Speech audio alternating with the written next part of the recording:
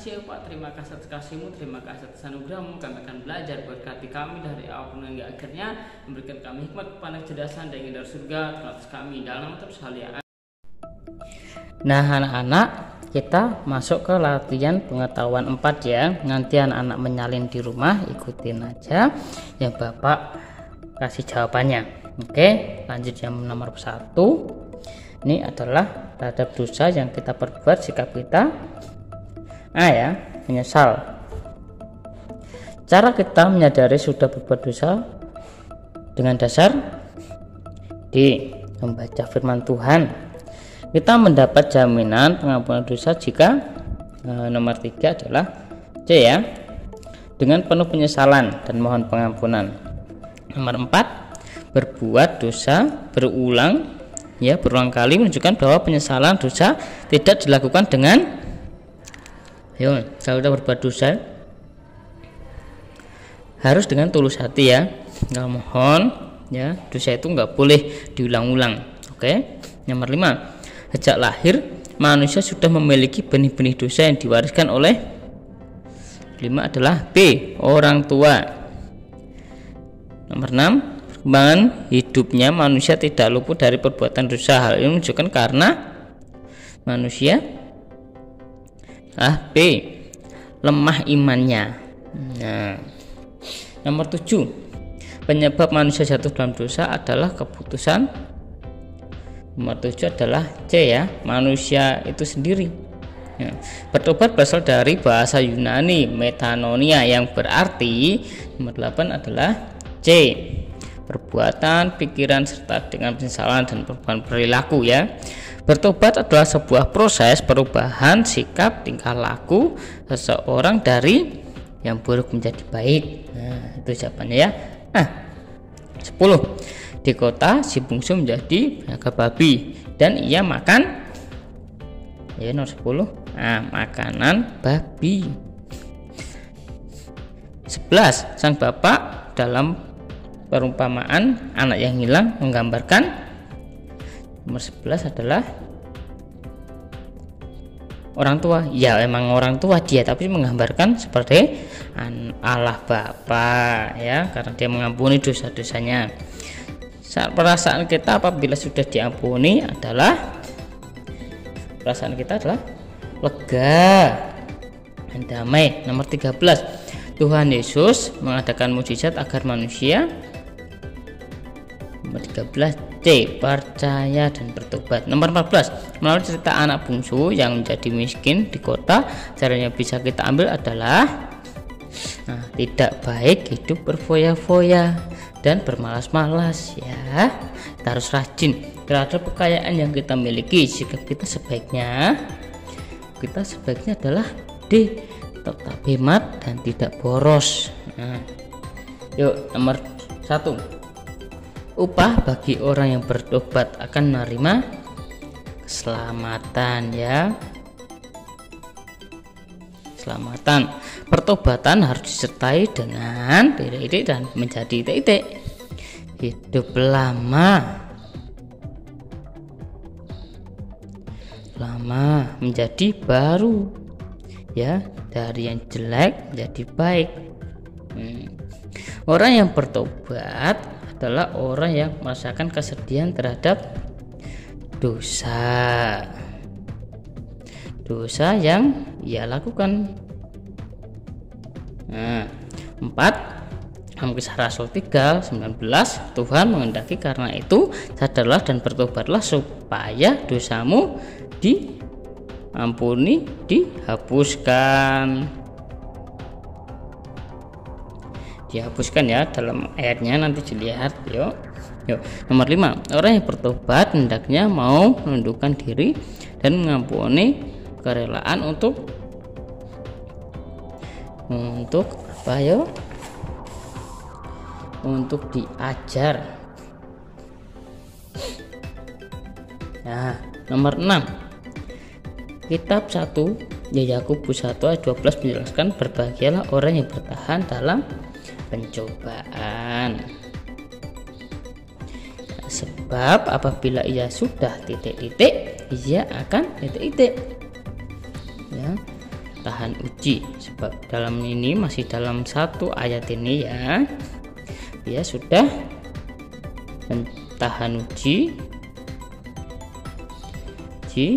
dia akan mahkota, akan mendapat mahkota. Nah, anak bungsu menggunakan hartanya untuk foya-foya. Ini mahkota kehidupan ya, mahkota kehidupan ini foya-foya ya, untuk foya-foya. Ya, kita lanjut ke nomor 9. Ketika kelaparan, si bungsu telah menyadari bahwa ia telah miskin ya, miskin. Oke, nomor 10. Terhadap sikap bapak kepada anak bungsu yang pulang, anak sulung merasa iri hati. Bapak menerima kembali si bungsu pulang karena bapak, nomor 11, mengasihi anaknya, mengasihi. Nomor 12. Sang bapak bersuka cita karena anak yang hilang telah kembali. Kan hilang berarti kembali ya. Allah mengutus titik-titik untuk memberitakan firman Tuhan. Para nabi, rasul. Anak sulung menggambarkan orang yang tidak suka bila ada orang yang bertobat. Sikap anak sulung merupakan sikap yang tidak terpuji ya.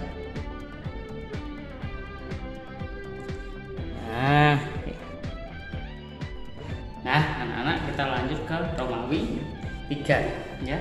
Kita lanjut ke Romawi 3 sama 4 nanti ya. Lanjut ke Romawi 3 yang nomor 1. Siapakah yang merusak hubungan manusia dengan Tuhan? Yaitu iblis ya. Iblis yang telah merusak. Nomor 2, apa arti nikham? Nikham adalah merasakan kesedihannya ya, merasakan kesedihannya. Nikham dari Tuhan, nikmat dari Tuhan, hikmat dari Tuhan. Kalau nikham kesedihan ya, kalau hikmat pengetahuan dari Tuhan. Kalau nikmat, nah yaitu berkat dari Tuhan. Nomor 3, untuk apakah para nabi diutus ke dalam kehidupan umat manusia? Yaitu untuk mengajarkan firman Tuhan ya, para nabi untuk mengajarkan firman Tuhan. Nomor 4, gambarkan tentang apakah perumpamaan anak yang hilang, yaitu tentang hal kerajaan surga ya, yang berdosa terus diampuni. Kita menemukan hal kerajaan surga ya. Nomor 5, apakah yang diminta si bungsu kepada ayahnya? Harta warisan, semua kekayaan ya, kekayaan ayahnya ya, diwariskan kepada anaknya. Oke. Nomor 7. Nomor 6 ya.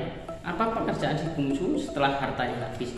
Dia menjadi jagal babi ya, penjaga babi dan memberi makan babi. Nomor 7, bagaimana sambutan sang bapak ketika si bungsu pulang? Ketika si bungsu pulang, si bungsu disambut dengan bapaknya. Nah, sangat baik ya.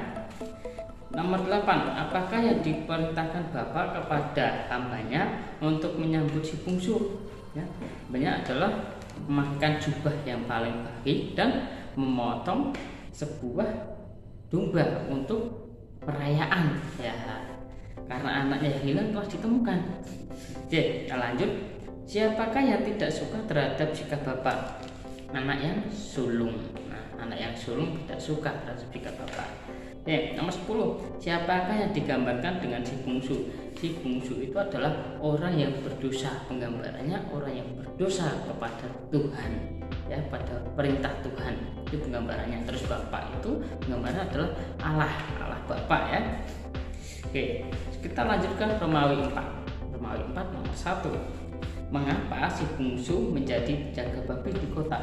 Karena kehabisan uang, dia miskin ya, terus tidak ada makanan, jadi dia bekerja di jaga babi. Oke.